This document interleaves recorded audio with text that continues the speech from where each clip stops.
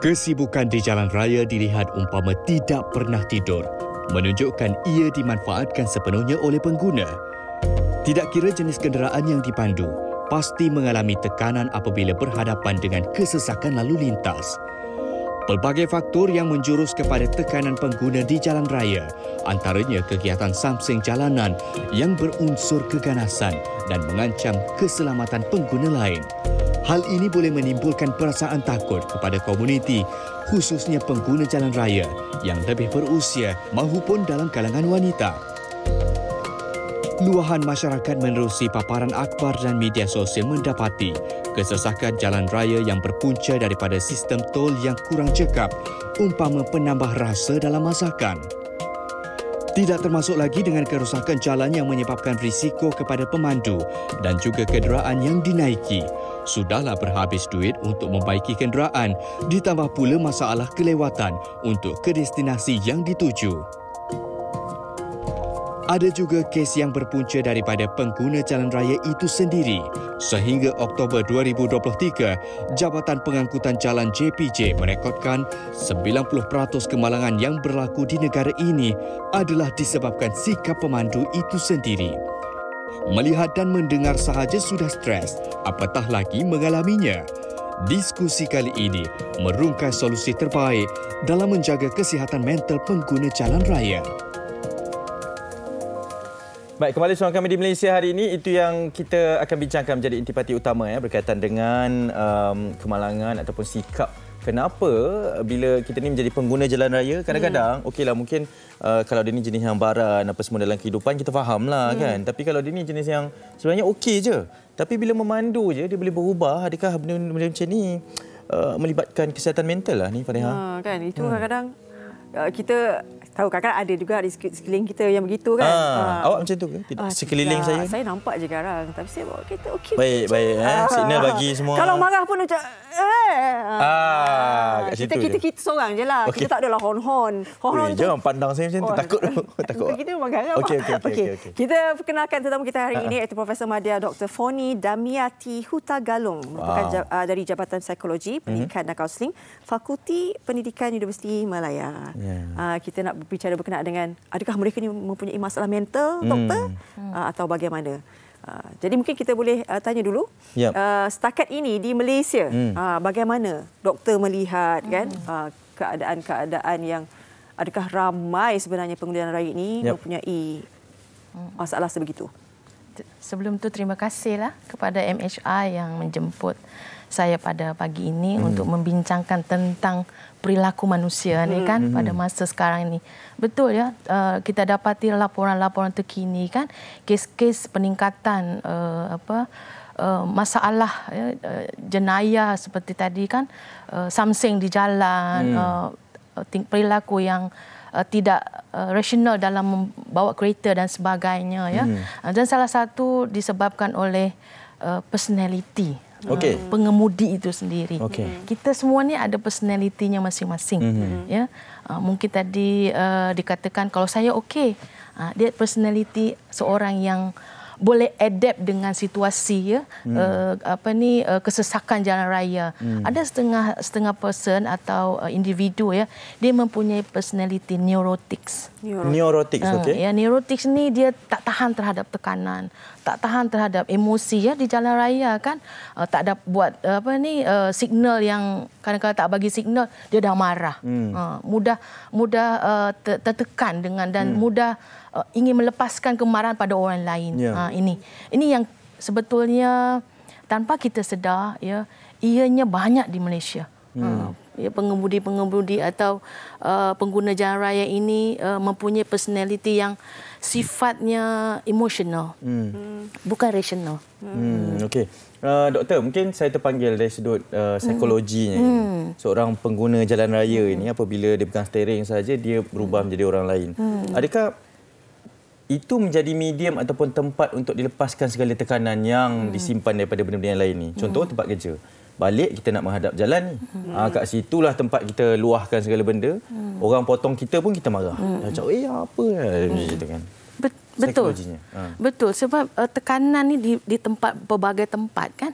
Ada di tempat kerja, mungkin di rumah kita juga bermasalah dari hubungan kita bersama keluarga dan sebagainya. Tetapi kehidupan kita sekarang ni paling lama adalah di jalan. Betul. Kan di jalan. Macam saya pun tinggal kat Bangi, jauh kan nak pergi UM. Kalau kita yang mampu mempunyai kehidupan keluarga yang cukup baik, walaupun di jalan mengalami kesesakan yang luar biasa, tetapi kita boleh handle emosi kita. Tapi orang yang mengalami masalah masalah psikologi yang melampau, balik kerja, pergi kerja lambat kena marah pula dengan majikan, balik rumah juga malam, kurang rehat dan sebagainya. Ini menyebabkan masalah mental yang perlu ditangani dengan betul lah. Kita kena aware manusia ni berbeza-beza cope dengan stres. Kalau setengah orang dia boleh dengan muzik kat kereta, dia boleh healing.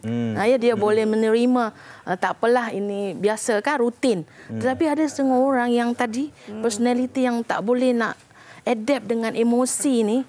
Itulah yang berlaku, rasa nak langgar je kereta orang ni. Rasa nak pukul saja dan sebagainya. Terlalu level stresnya terlalu senang untuk di reaktif. Mudah untuk bertindak emosi terhadap sesuatu. Kalau mungkin seperti kita yang agak rasional, itu biasalah kan. Kita kena potong ke, kan, orang tak bagi signal ke, tak bagi signal ke. Tapi setengah individu sekarang ni, especially yang sukakan media sosial kan, aku nak tunjuk ni, aku marah ni, and then pula kita banyak yang bagi komen-komen pula kan, lagi dia seronok ni.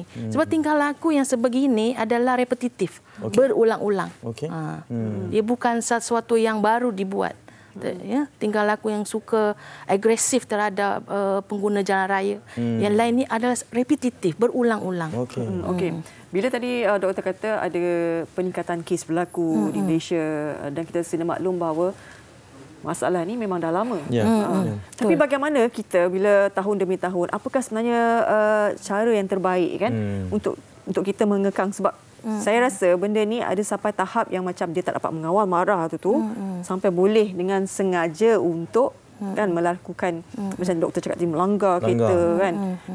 Maksudnya ada satu niat macam nak membunuh pun tak apa, sebab asal marah betul. Jadi bagaimana sebenarnya kita boleh mengekang benda ni ataupun mengurangkan Betul dalam kita bekerja ni, kadang-kadang kita lupa tentang kesejahteraan psikologi staf kita kan.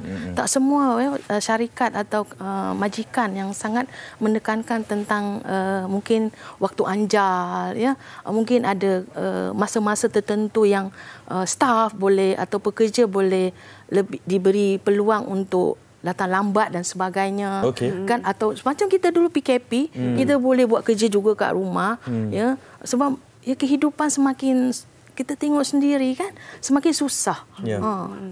Double triple kita bekerja sekarang ni, kan. Why not majikan, dan juga mungkin saran saya juga, kita ada undang-undang seperti Australia sekarang tak boleh ganggu staf ketika lebih dari pukul 5. SMS, call dan sebagainya. Ketua tak boleh, bos tak boleh call kita. Ini sebenarnya itu berkesan, doktor? Berkesan sebab apa? Kita ada hidup kita sendiri kan. Hidup ni bukan hanya kerja saja. Kita ada our life sendiri, keluarga kita, diri kita dan sebagainya. Jadi bagi saya sudah masanya setiap majikan dan juga mungkin kita buat satu perundangan yang lebih menguatkan kepada kita sebagai pekerja, menjaga kesejahteraan psikologi ini. Kalau tak akan selesai masalah ni. Dan satu lagi, saya tahu memang kita ada memenjarakan orang-orang yang menyalahgunakan kan perundangan ini, tapi kita perlu ada intervensi psikologi juga ketika kita menghukum orang tersebut telah melanggar peraturan dan sebagainya, melakukan jenayah. Jadi kita bukan hanya menghukum saja, tetapi ada bersifat intervensi psikologi. Jadi kita ajar dia how to handle dia punya stres, tekanan, dia menarik nafas dan sebagainya. Kalau dia dah geram, dah marah, dan ingat dia you outburstkan, you marah tu sekejap je.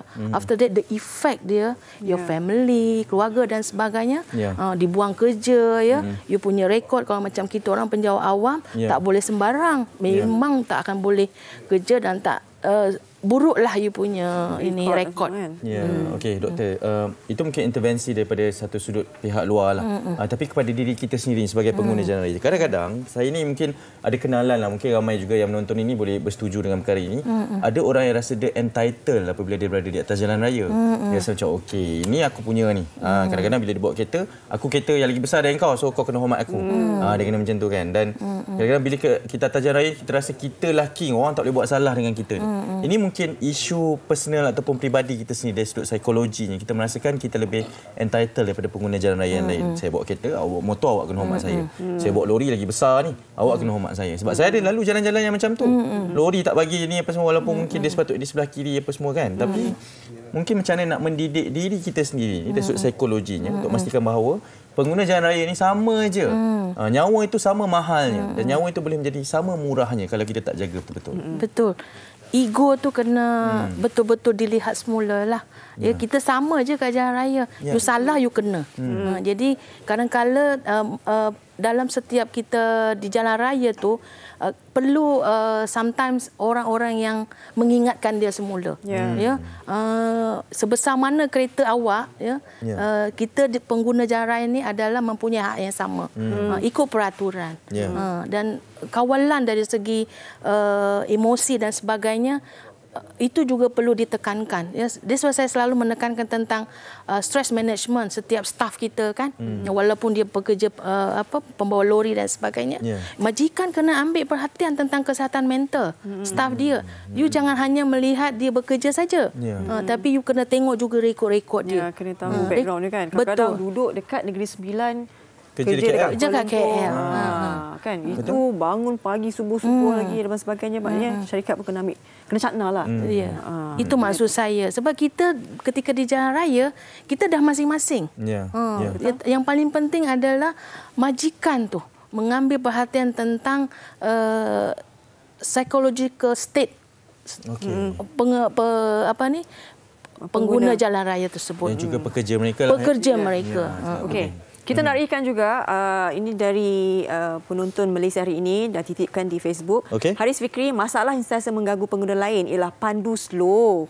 Tapi duduk dekat lane kanan. Itulah punca banyak pemandu yang ada hal penting jadi lebih agresif waktu memandu. Ini pun satu masalah juga kan. Daripada Zahid Paan katanya, ramai pemandu sekarang ingat mereka berada dalam dunia game GTA.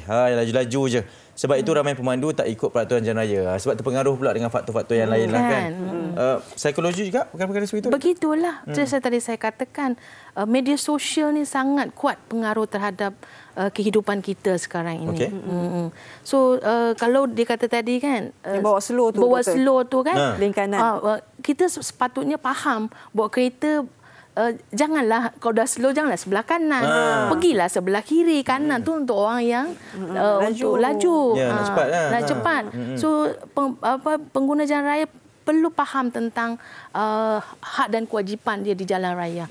InsyaAllah kalau kita faham dan mengikuti peraturan-peraturan yang telah ditetapkan, itu tidak berlaku. Dan tadi kan dia kata macam kita GTA ya.